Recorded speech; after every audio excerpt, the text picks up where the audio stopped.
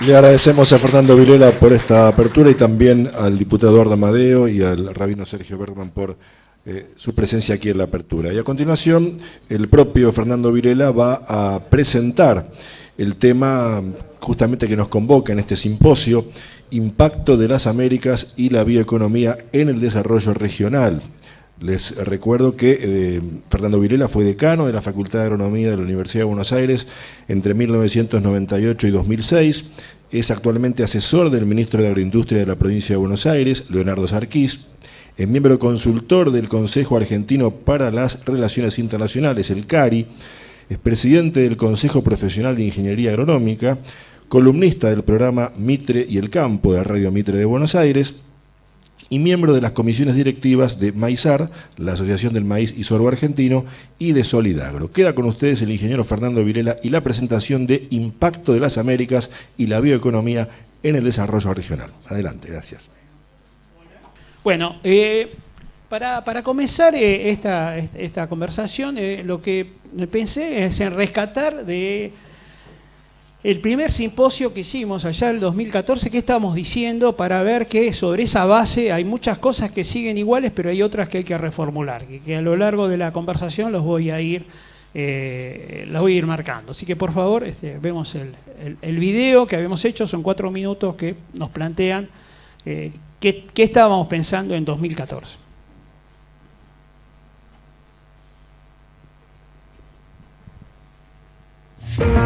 Desde 2010 y por primera vez en la historia, más de la mitad de la población mundial está viviendo en ciudades. Este mapa del mundo muestra cómo evolucionó esta concentración urbana desde 1960. En China se urbanizan 50.000 personas por día, 20 millones de personas cada año. Todo en Argentina una vez cada 2 años. Esto impacta directamente sobre la posibilidad de producir alimentos, porque reduce la cantidad de tierras cultivables. Por procesos de urbanización, aunque también por deterioro ambiental, salieron de producción 8 millones de hectáreas en los últimos 20 años, solamente en China. Toda la superficie cultivada de maíz de la Argentina, multiplicada por 3, ya no está disponible para la producción de alimentos. Millones de personas se están incorporando a las clases medias. En toda Asia, esta categoría es de 500 millones hoy y se estima que será de 3.200 millones de personas en 2030. Atención a estos números, serán 2.700 millones de personas más en el transcurso de nuestras vidas que van a dejar de producir su propia comida y que además van a cambiar su régimen alimentario. Porque la población que pasa de ser rural a ser urbana adopta el consumo típico de las clases urbanas, que incluye muchas más carnes. Como los animales se crían con maíz y soja, esto implica una mayor demanda de granos. Todo esto, a su vez, con menos tierras disponibles para cultivo. Este mapa muestra la autosuficiencia alimentaria de algunas regiones. Son regiones que van a consumir alimentos que necesariamente deberán provenir de otros territorios. Autosuficiencia del 74% en el este asiático quiere decir que deben importar alimentos para casi 900 millones de personas. La única forma que hasta hoy la humanidad conoce para resolver el aumento de la demanda y la disminución de los recursos es el aumento de la productividad. Mayor producción por hectárea, mayor conocimiento por metro cuadrado y por hora. Hoy los países con mayor productividad son aquellos donde la utilización de biotecnología es una práctica creciente. Esta tendencia involucra rendimientos mayores y más estables y a su vez disminuye dramáticamente el uso de agroquímicos y su nivel de toxicidad. La biotecnología nos está produciendo un ahorro ambiental y no lo contrario, además de ser la única alternativa con que contamos hoy para alimentar a todo el mundo. Según calcula el Índice Mundial del Hambre, la productividad total de todos los factores agrícolas a escala mundial deberá duplicarse desde el presente hasta el 2050 para cubrir todos estos requerimientos. Esta proyección recae fundamentalmente sobre los pocos países que cuentan con la mejor disponibilidad per cápita de sus recursos naturales y que a su vez ya están logrando mejoras sustanciales en sus niveles de productividad. Argentina tuvo un crecimiento en productividad muy superior al promedio global y de hecho ya es el primer exportador de limones, de peras, miel, derivados de la soja y muchos otros productos. Esta gran demanda global es la oportunidad para lograr un desarrollo fenomenal de nuestro país. No un crecimiento sectorial desordenado y costoso en el plano ambiental, el social y el económico, sino un desarrollo sano y ordenado. Hay que cuidar los suelos, deforestar menos, contaminar menos agua y cuidar a nuestra gente. La oportunidad de un desarrollo sustentable, sobre todo desde lo social y lo económico, la vamos a tener si decidimos ser no el granero del mundo, sino el supermercado del mundo, la góndola de alimentos del mundo. La generación de valor la podemos hacer en los campos y en los puertos, pero también en cada uno de los territorios del país. En síntesis, nuestro proceso de incorporación de conocimiento para llegar a un desarrollo territorial y social más equilibrado en 2030 apenas ha comenzado. Ahí hay muchos de los elementos que pueden seguir hoy siendo presentes. Lo que voy a intentar mostrar es que la solución que hace unos 10 años planteábamos del pasar del granero al supermercado, hoy es una solución que no alcanza a cubrir muchos los requisitos que tenemos que enfrentar si queremos generar desarrollo en los territorios. Vamos a intentar mostrar algunos números que tienen que ver con esto.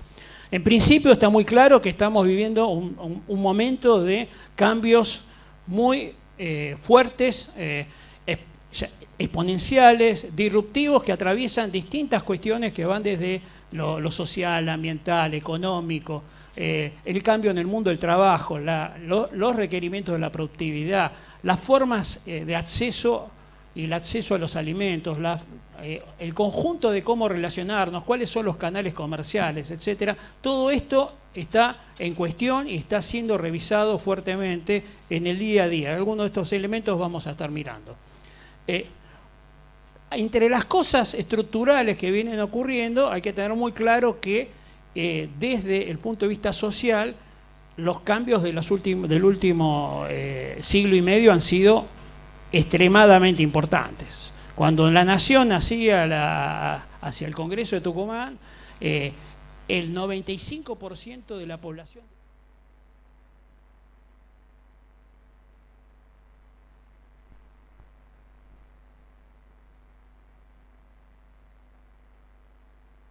de personas que no acceden a una dieta equilibrada mínima según FAO, pero ese rasgo en términos relativos me parece que tenerlo presente, si no a veces nos confundimos. La otra cuestión es que también el primer censo de la Argentina en 1869, el 80% de los argentinos sabía escribir su nombre. ¿Sí? Tengamos presente estas cuestiones, ¿no? De ahí venimos, ¿no? Y ahí ha habido transformaciones que podemos entender que son positivas. La otra cuestión que tiene que ver es que en la globalización hay cambios importantes en una primera fase y esta segunda en la cual estamos ingresando. Ya las cosas son diferentes tal como se planteaban.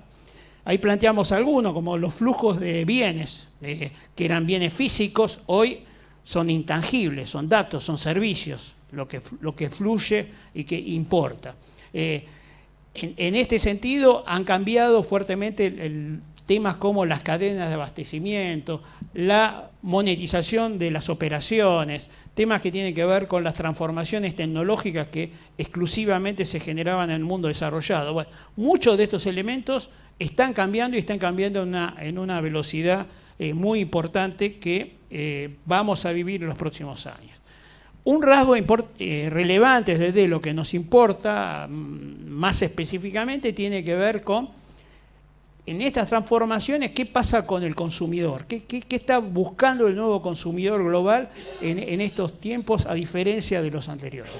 Cuando nosotros nos generamos la visión del granero del mundo, hacia comienzos del siglo pasado, el consumidor era un obrero inglés, una familia donde la mujer trabajaba en la casa, casi todo lo que ingresaba en la casa era para pagar la comida y la energía, en los ambientes más fríos, pagaba el contado, no tenía cadena de frío, compraba todos los días, lo que compraba eran productos muy básicos, digamos harina para ejemplificar.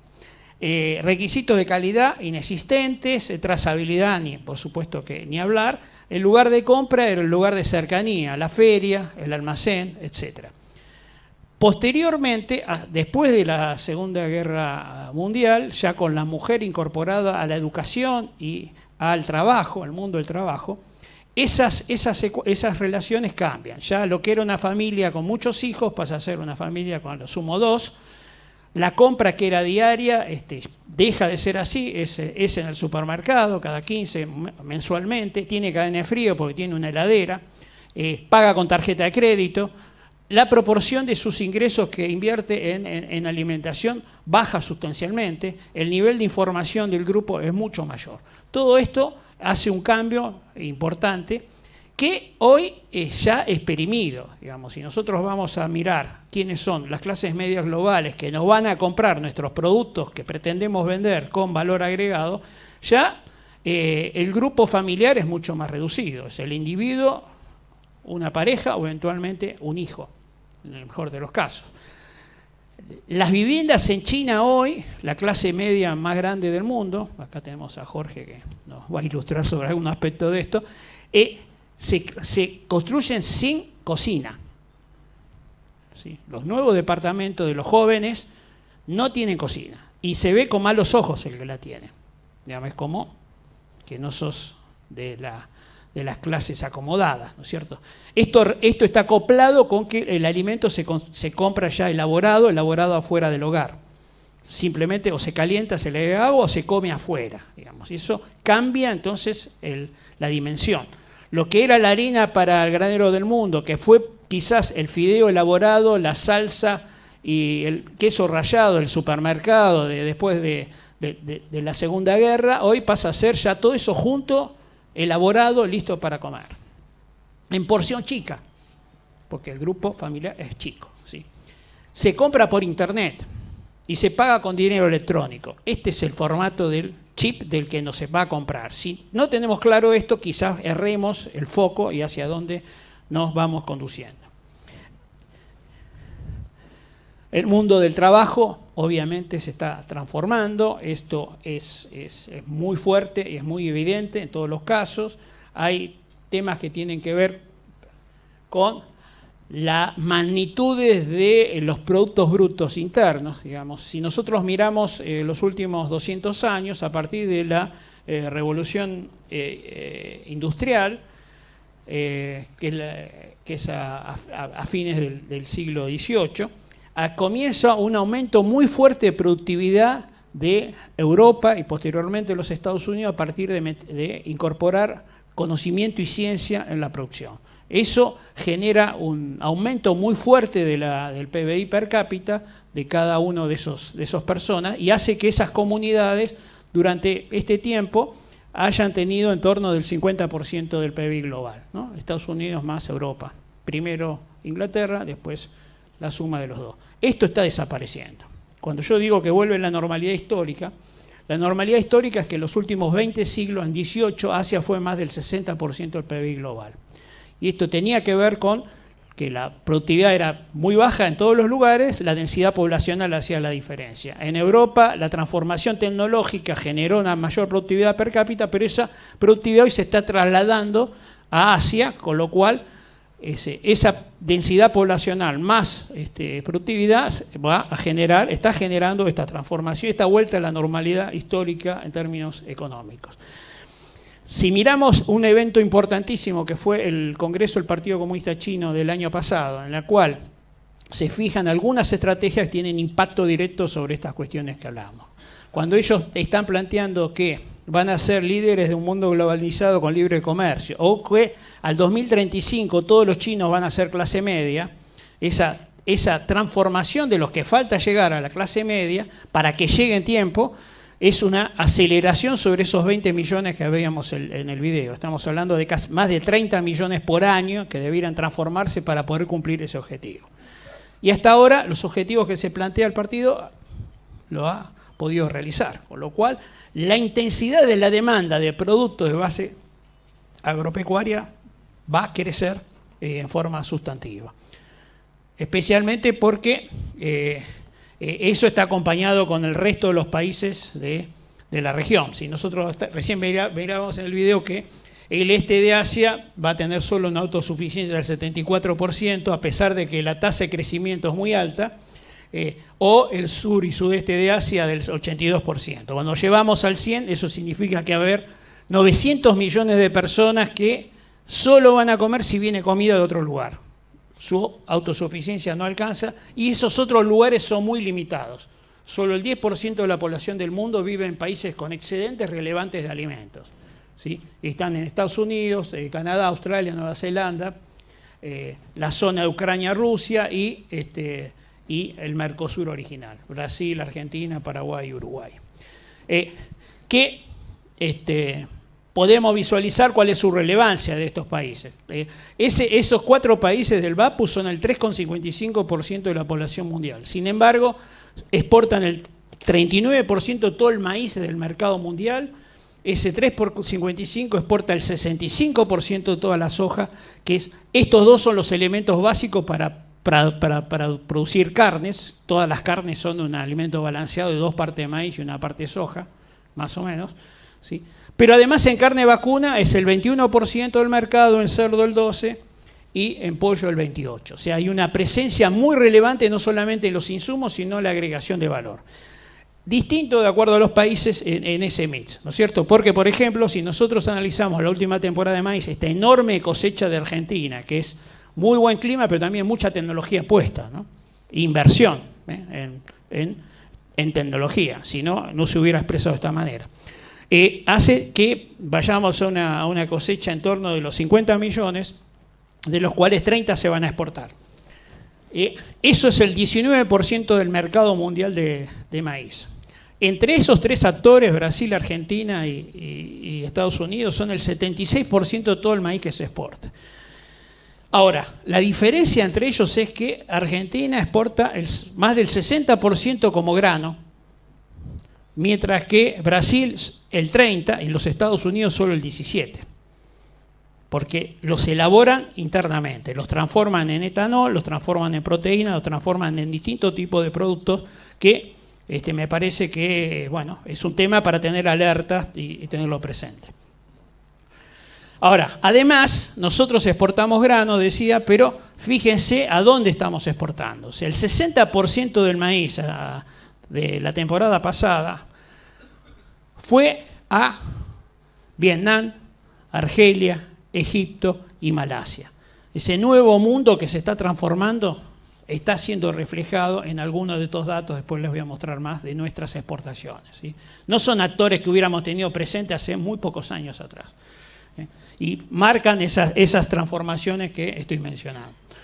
La otra cuestión que tenemos, y acá por ahí en ese tamaño va a ser complicado que lo miren, pero les cuento, es que cuando comparamos desde el punto de vista ambiental los costos ambientales de producir en China, en Estados Unidos o en el Mercosur, sin ninguna duda el Mercosur tiene rasgos que resaltan esta potencialidad de ser más amigable con el ambiente, con menor huella de carbono y menor huella hídrica para el conjunto de la agricultura, pero además específicamente, por ejemplo, para la soja, que es un producto importante. Con lo cual, desde el punto de vista ambiental, lo mejor que puede pasar es que China siga comprando soja, no produciéndola, que no la hace, digamos. Igual hoy están produciendo 15 de los 110 millones que consumen por año. La otra cuestión que les mencionaba es que se está transformando a dónde van nuestros productos, ¿sí? Acá tenemos, por ejemplo, el porcentaje de exportaciones agroindustriales argentinas en los 90. Fíjense que los Estados Unidos más la Unión Europea, las 2 últimas barras, tienen más del 60% como destino de nuestros productos. Y después aparece el Mercosur y lo que hoy es la Alianza del Pacífico, ¿sí? con valores en torno del 10%. Cuando miramos hoy qué está pasando, la suma de Estados Unidos y la Unión Europea es menos del 25%, del 61 al 25%. ¿Dónde van nuestros productos? A esos nuevos mercados, a esa nueva realidad y esa transformación que estamos describiendo. La Alianza Pacífico está en torno de lo mismo, pero aparece con números más importantes el mundo árabe, el ASEAN, que es el conjunto de países del sudeste asiático, muy importante, hacia el futuro, China, India, etc. O sea, cuando sumamos los asiáticos son más del 40 y pico %, hoy Europa es 20%. Unión Europea. Bueno, hacia adelante, ¿con quién vamos a tener que negociar a fondo? Bueno, hagamos bien la lectura de qué está pasando. La otra cosa que pasa es que en la medida que el consumidor está más lejos del productor y aparecen actores intermedios, aparece la necesidad de acreditar que todos los pasos que se están haciendo en forma correcta. Este consumidor final, que es un educado, que gasta muy poco de sus recursos en alimentos, que pagarle un 20 o 30% más cuando paga el 10% de sus ingresos en alimentos para tener una certeza de trazabilidad, de que es amigable con el ambiente, etcétera, no resulta problemático y es lo que está haciendo. Con lo cual, trazabilidad y certificación son dos palabras claves sin las cuales no va a haber comercio, no va a haber oportunidad de vender productos nuestros al mundo. Tanto es así, bueno, este es un producto masivo de Sadia que sacó el año pasado, que es un envase no es un envase gourmet, es 1 kilo de pechuga o de antepata, que ya viene con trazabilidad, uno puede entrar y ver dónde se produjo, tiene bienestar animal y tiene 0 antibióticos, 0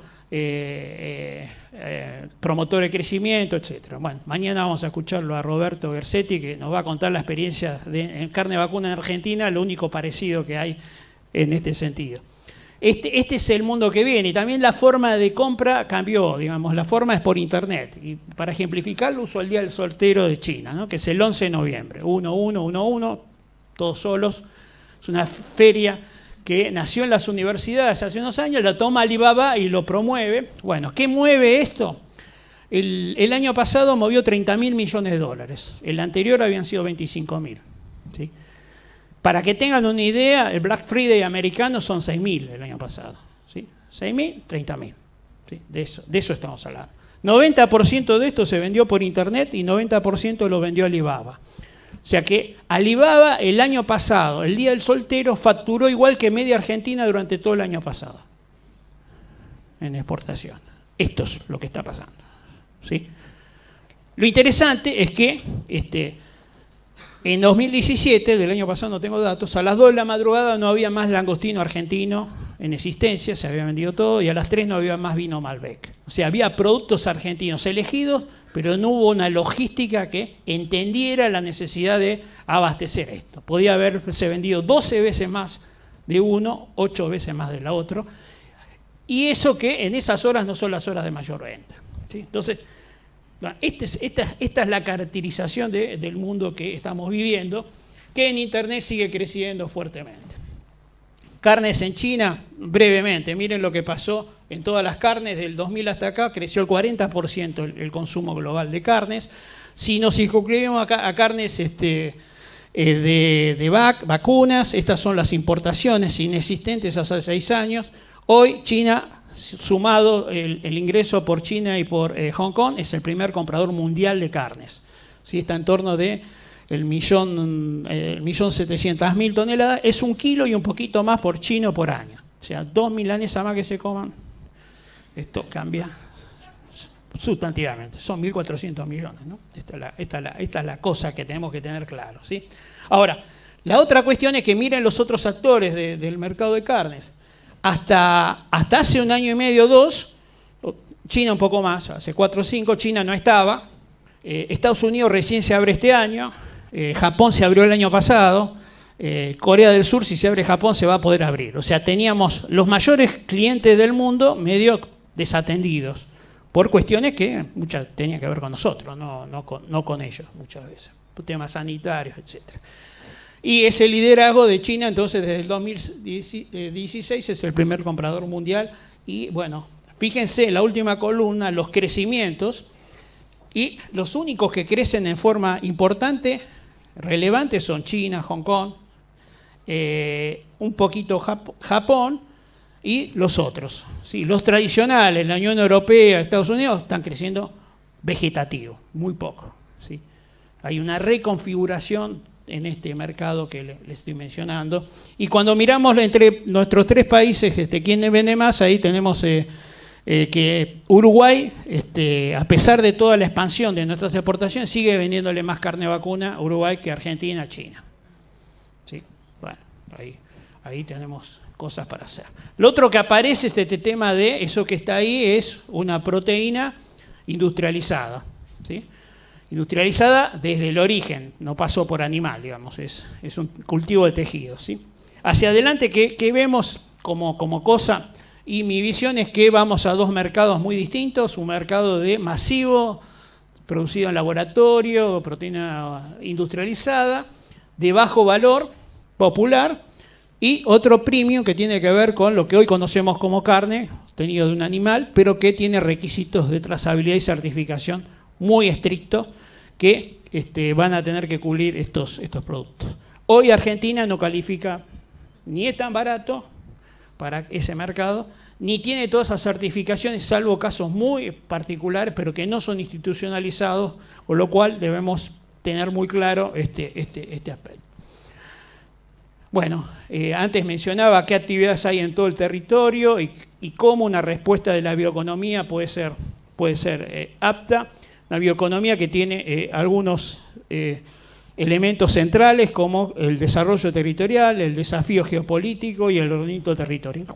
Sin estos elementos esto va a ser complejo de hacer, hay mucho que trabajar y eso requiere consensos políticos tal como mencionaba hace un rato. Bioeconomía es biomasa más conocimiento y viaja mal, es muy difícil trasladarla por el bajo valor unitario, con lo cual hay que transformarla localmente y esto es una gran ventaja porque eso va a generar desarrollo local. La transformación de esa biomasa en bioproductos, en energía, etcétera, es una actividad que debería ser eje para promover estos aspectos. Hay distintos ejemplos de lo que se está haciendo a través de biocombustibles, pero eso no alcanza, eso es una cosa primaria, sobre eso hay que trabajar. Cuando estamos hablando de etanol, si queríamos aumentar esas exportaciones de maíz que decíamos antes, que era muy complejo, ¿qué hacer con el etanol? Forma parte de las claves para entender los procesos, ¿no? Una química que transforme eso en biomoléculas que reemplacen la química del petróleo debería ser una política de Estado para poder hacer esa transformación. Sin eso no hay cambio de rotación y sin el cambio de rotación tenemos problemas ambientales. Entonces, cada millón de hectáreas que de las 18 de soja que la transformamos en maíz está bien, pero es un 5% del mercado global. Con lo cual, eso tiene limitaciones respecto a hacer. Si no, encontramos qué hacer con ese producto in situ. Como antes se hablaba, el tema de los residuos, al pensar las cosas en una economía circular, lo que antes era un residuo ahora es un insumo para otro producto y ese producto puede tener algo valor o aprovechar la biodiversidad. Cuando hablamos de la biodiversidad, es importante tener presente que de los 14 millones de especies que se calculan que existen de distintos tipos de organismos, solamente conocemos de las bacterias el 0,4%, o sea, 40.000 de 1 millón de especies posibles conocidas. O el 6% de los nematodos o gusanos, o el 4,8% de los hongos. O sea, hay mucho por conocer y en ese mucho por conocer hay muchas soluciones a cuestiones que hoy la estamos resolviendo a través de la química, a través del petróleo, etcétera, que deberían reconfigurarse y tenerse visto desde otra conceptualización. Entonces, estudiar la biodiversidad tiene un montón de ventajas de estas que van a generar menor impacto ambiental. Hay limitantes de capital y trabajo. O sea, pensar qué estrategias por cada unidad de capital van a generar más trabajo de calidad tiene que ver con estas cuestiones y algunos de todos estos elementos que estamos hablando de la bioeconomía tienen esa particularidad. O sea, generan, a diferencia de muchas de las industrias tradicionales, generan mucha más cantidad de trabajo por unidad de capital resuelto. En un contexto donde Argentina está exportando productos que están apuntando a situaciones de menores ingresos, al revés de Chile, que toda su estrategia agro está orientada a las clases medias globales, o sea, ellos que venden salmón, venden cerezas, venden berries, etcétera, digamos. O sea, su foco tiene que ver con acceder a esas nuevas demandas que tienen más valor y que generan trabajos que pueden ser mejor pagados. Este año que pasó, para ejemplificar, han exportado cerezas. ¿Alguien tiene alguna idea de cuánto exportaron de cerezas en millones de dólares? 900 millones, muy bien acá el diputado. 900 millones de dólares de cerezas. Imagínense qué cantidad de mano de obra hay atrás en la cosecha, clasificación, embalaje, etcétera, cuando en la fruta lo que tiene más valor agregado es la fruta fresca, ¿no? Que llega, ¿cuándo llega? Llega en febrero. ¿Qué pasa en febrero en China? El día de Año Nuevo chino. Sí.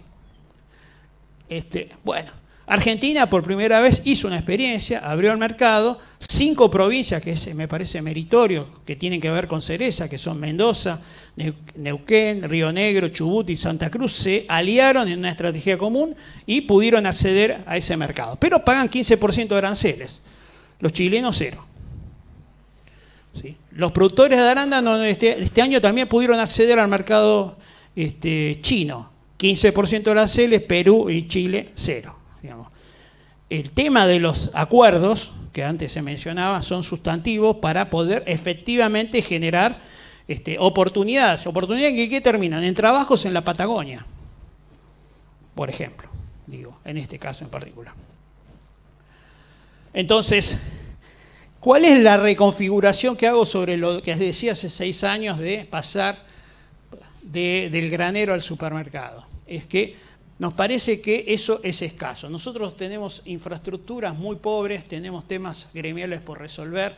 Competir en la franja baja de los precios en el supermercado para Argentina es muy difícil, con lo cual esos otros productos con mayor valor, esos más identificados con el premium que mencionaba al comienzo, que en China se podían haber vendido y no se vendieron porque no los mandamos, me parece que está en la línea de lo que hoy estoy pensando.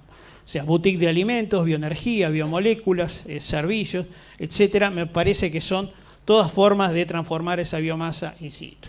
Para lo cual, creo que sin políticas concertadas va a ser muy complejo. Yo creo que casi ningún grupo político va a poder generar las transformaciones si no se generan consensos más grandes que tengan que ver con la calidad de la educación, el multiplicar la ciencia y la tecnología, promover la inversión pública y privada, promover la generación de trabajo real y moderno, promover exportaciones y generar los acuerdos comerciales que recién mencionaba. Dentro de esto, la bioeconomía me parece, es un camino, y dentro de ese camino tratar de generar una marca país que identifique a la Argentina con un país que produce, cuidando el ambiente a la gente, creo que es una estrategia adecuada para cubrir estos requisitos. Bueno, muchas gracias.